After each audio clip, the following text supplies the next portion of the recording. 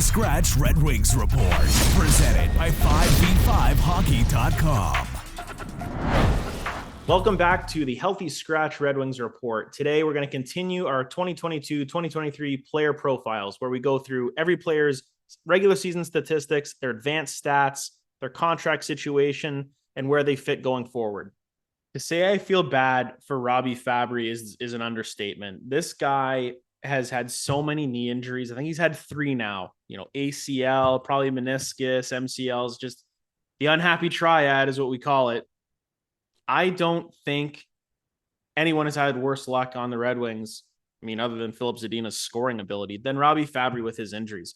Because this guy rehabs and he comes back and he's still effective. And I like what he brings to the table. I loved the trade when Yzerman brought him in for Jacob De La Rose, who's now playing in Sweden or somewhere. He's not even in the NHL anymore. Absolute fleece job to bring in Robby Fabbri. Right now, 26 years old. He has 2 more years on his contract. He's at $4 million. Robby Fabbri's a goal scorer, and he's a guy that I really thought would be in that top 6. And he started hot with the Red Wings. His first game, he scored a couple of goals in the low slot. Bertuzzi giving him that, the one-timer from down low. I liked what I saw. And I liked that when he came back from injury this year, in the limited time that he had when he played, he was feisty, man. He was hitting people. He was a little ball of hate out there. And I want to see more of that from Robby Fabbri. And I see now that even though he's had these 3 injuries and he's come back and he hasn't been scared off, he hasn't played timid, he hasn't changed the way he played.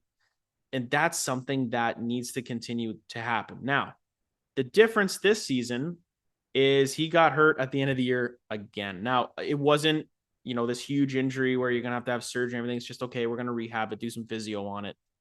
He's going to be ready for the start of the season, healthy for the first time in I don't know how long in his career. This might be the first time that he's actually going to be healthy, ready to go physically. Looking at his stats, this is something where take these with a grain of salt. Again, it's a very small sample size.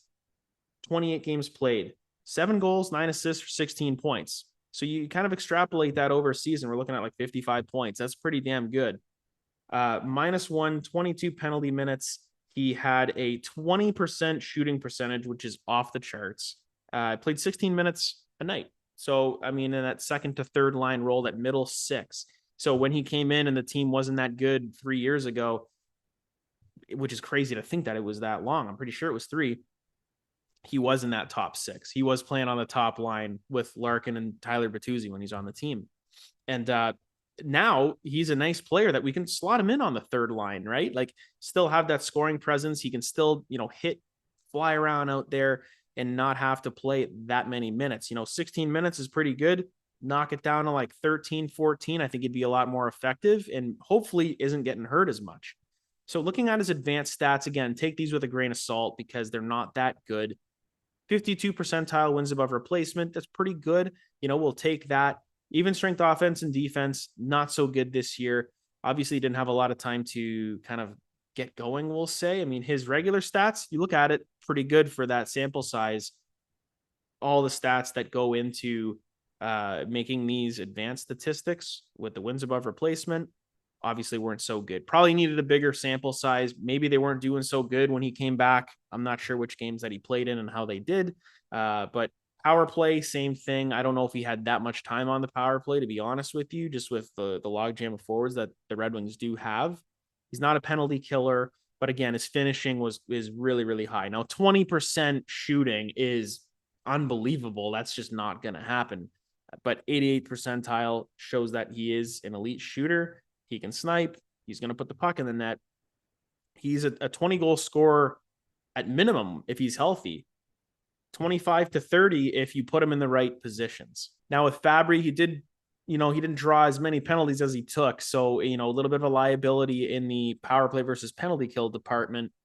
And he played with like decent teammates and he played against decent competition. So he was really in that middle 6, right in the average. So he was in a position to thrive.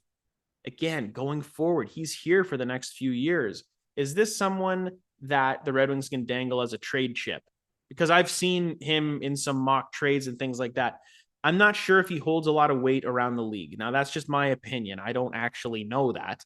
But if I was looking at injury history, if you looked at these advanced stats and, the guy can't stay healthy, but he is elite in terms of finishing, do we take a flyer on him? Are you going to get what you want for Robby Fabbri? Probably not. I mean, you would want to try to get back maybe a second round pick, third round pick, but we're not at that point in this rebuild. You want to retain players. You want to keep the talent around, keep the locker room together. Robby Fabbri, he might be a good locker room guy. I mean, he got the extension from Steve Yzerman. He still has a few more years. That $4 million cap hit probably would scare some teams away a little bit because he is a reclamation project by the Red Wings from St. Louis. It would be the second time if they moved on from him. So could they throw him into a trade to sweeten the pot? I don't know if that would sweeten the pot for a lot of teams. I think it would just be maybe a cap dump for the Red Wings, which again, they don't really need to do. But Robby Fabbri going forward, I really hope he stays healthy. I hope he plays a lot of games this year. 70 plus would be awesome, because I think we're going to see a lot of goals from him. At least 20 is what I would hope from him. Obviously looking at the best case scenario, there would be like 25. I'll definitely take that. And the high side would be 30, but I don't see that happening. And I want him to see a little more time on the power play because he's a shifty player. He's quick. He's got some good hands. And I think he's a smart player. So I want to see more of Robby Fabbri this year. He has to stay healthy. And I want him to be in that second, third line role. If you need to bump him up into the top line here or there because you got a spot start him or someone gets hurt, we're getting to the point with the Red Wings where we have a lot of players that we can just move around the lineup and put them in different situations, try to get them in situations where they can be successful. Robby Fabbri has to be a little bit sheltered, but let him play his game.